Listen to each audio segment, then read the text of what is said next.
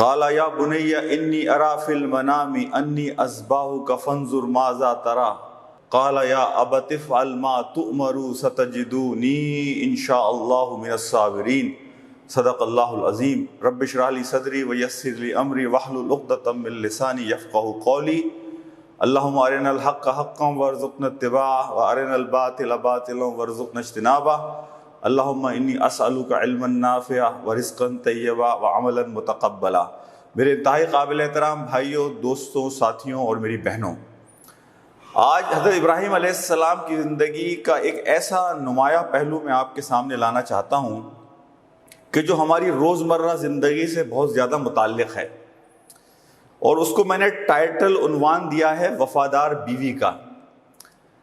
حضرت ابراہیم علیہ السلام جب اپنے بیٹے سے آ کر، جو سورہ صافات کی آیات میں نے آپ کے سامنے تلاوت کی ہیں، جب اپنے بیٹے سے آ کر اپنے خواب کا ذکر کرتے ہیں تو حقیقت میں یہاں حضرت ابراہیم اپنے بیٹے کا اور اپنی بیوی کا امتحان لے رہے ہوتے ہیں۔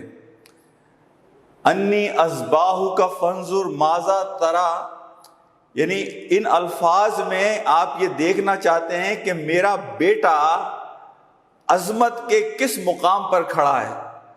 اور میری بیوی ہاجرہ علیہ السلام اس نے اس کی تربیت کس طرح سے کی ہے۔ دیکھیں، حضرت ابراہیم نے جب اپنے ننھے بچے کو اور بیوی کو مکہ کے ریگستان میں چھوڑ دیا تھا اور آپ تو واپس چلے گئے تھے، حضرت اسماعیل کی اصل تربیت تو حضرت ہاجرہ علیہ السلام نے کی۔ حضرت ابراہیم موجود نہیں ہیں، لیکن حضرت ہاجرہ کو یہ معلوم ہے کہ میرے شوہر کی زندگی کی ترجیحات کیا ہیں۔ میں یہاں ایک بہت باریک نقطہ اپنے بہنوں اور اپنے بھائیوں کے سامنے لانا چاہتا ہوں کہ دیکھیں، زندگی میں جب میاں اور بیوی دونوں مل کر اپنے مستقبل کے خاندان کی منصوبہ بندی کرتے ہیں، دین کی بڑی تصویر کو سامنے رکھ کر ایک ایسے خاندان کی بنیاد رکھتے ہیں کہ جو آگے چل کر ان کے لیے صدقہ جاریہ بنے، ان کے لیے دنیا کی جنت اور آخرت کی جنت کا ذریعہ بنے، ان کی آنکھوں کی ٹھنڈک بنے، تو یہ وہ لوگ ہوتے ہیں کہ جو پہلے دن سے شادی کے بعد زندگی کی اس بڑی تصویر کو دیکھ کر منصوبہ بندی کرتے ہیں۔ یہ وہ لوگ ہوتے ہیں جو ایک دوسرے کی ترجیحات کو سمجھنے کی کوشش کرتے ہیں۔ میاں کو یہ پتا ہوتا ہے کہ میری بیوی کہاں کھڑی ہے، اس کی سوچ کیا ہے، اس کی زندگی کی ترجیحات کیا ہیں، وہ اس خاندان کو آج سے 20 سال کے بعد 50 سال کے بعد کہاں دیکھنا چاہتی ہے۔ اور بالکل یہی کیفیت بیوی کی ہوتی ہے کہ وہ شوہر کے ذہن کو، مزاج کو، زندگی کی ترجیحات کو، اس کے الٹیمیٹ گول کو، اس کو سمجھنے کی کوشش کرتی ہے۔ جب یہ دونوں ایک دوسرے کو سمجھ کر اس سفر میں آگے بڑھتے ہیں تو یہ گھر حقیقت میں مسکن بنتا ہے، خوشبو پھیلانے والا وہ گلدستہ بنتا ہے کہ جس سے نہ صرف اس خاندان کو فائدہ ہوتا ہے بلکہ ارد گرد کے معاشرے کو اور سوسائٹی کو بھی فائدہ ہوتا ہے۔ حضرت ابراہیم نے جو تربیت اپنی صحبت کے ذریعے حضرت ہاجرہ علیہ السلام کی تھی، حضرت ہاجرہ کو بالکل یہ بات پتہ تھی کہ ابراہیم علیہ السلام کی زندگی کی ترجیحات کیا ہیں، ان کا الٹیمیٹ گول زندگی میں کیا ہے۔ تو شوہر موجود نہیں ہے، مکہ میں شوہر موجود نہیں ہے، لیکن وہ اپنے بچے کی تربیت انہی خطوط پر کرتی ہے کہ جن خطوط پر تربیت کے نتیجے میں یہ بچہ اپنے باپ کی آنکھوں کی ٹھنڈک بنے۔ اس بچے کی ترجیحات زندگی میں وہی ہوں کہ جو ترجیحات اس کے باپ کی ہیں، ابراہیم علیہ السلام۔ تو یہ ایک وفادار بیوی کہ شوہر موجود نہ ہو۔ ہمارے معاشروں میں تو اب اکثر یہ ہوتا ہے نا کہ اگر شوہر نہ ہو تو بیٹے، اولاد اور والد کے درمیان یعنی چپکلش اور ایک ٹینشن اور ایک فرکشن پیدا کر دی جاتی ہے، جس کے نتیجے میں والدین اور بچوں کے درمیان دوریاں ہو جاتی ہیں۔ حضرت ابراہیم نے جب اپنے بیٹے سے یہ سوال کیا، انی اذبحک فانظر ماذا تری، تو بیٹے نے یہ بات نہیں کہی کہ ابا جان آپ کہاں تھے جب میں اور میری ماں یہاں پریشانیوں اور مشکلوں کو فیس کر رہے تھے، آپ تو ہمیں اکیلا چھوڑ کر چلے گئے تھے۔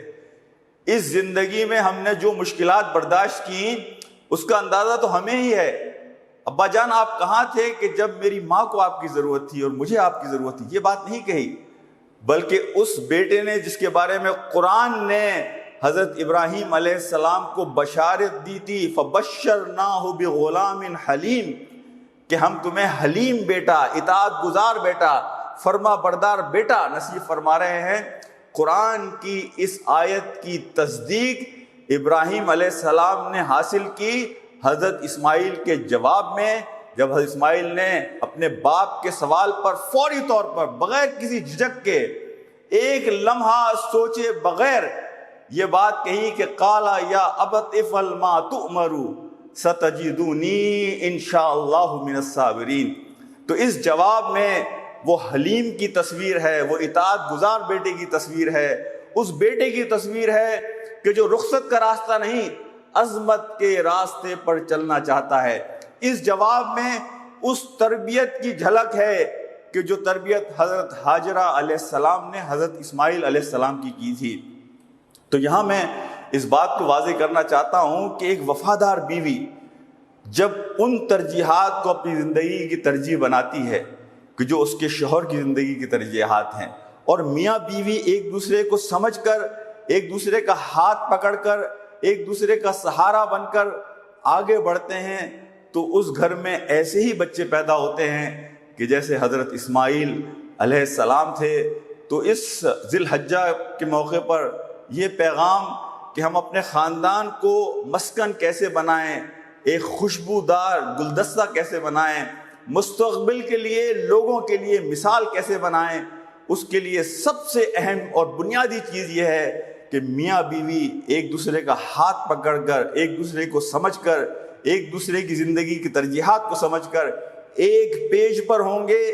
ایک سمت میں چلیں گے، چار آنکھیں مل کر ایک تصویر کو دیکھیں گی، تو ہم دیکھیں گے کہ یہ سفر آسان بھی ہو جائے گا، اور اس کے نتائج وہ نکلیں گے کہ جو اس دنیا کو بھی جنت بنانے والے ہوں گے اور آخرت کو بھی جنت بنانے والے ہوں گے۔ وآخر دعوانا ان الحمد للہ رب العالمین۔ السلام علیکم ورحمۃ اللہ وبرکاتہ۔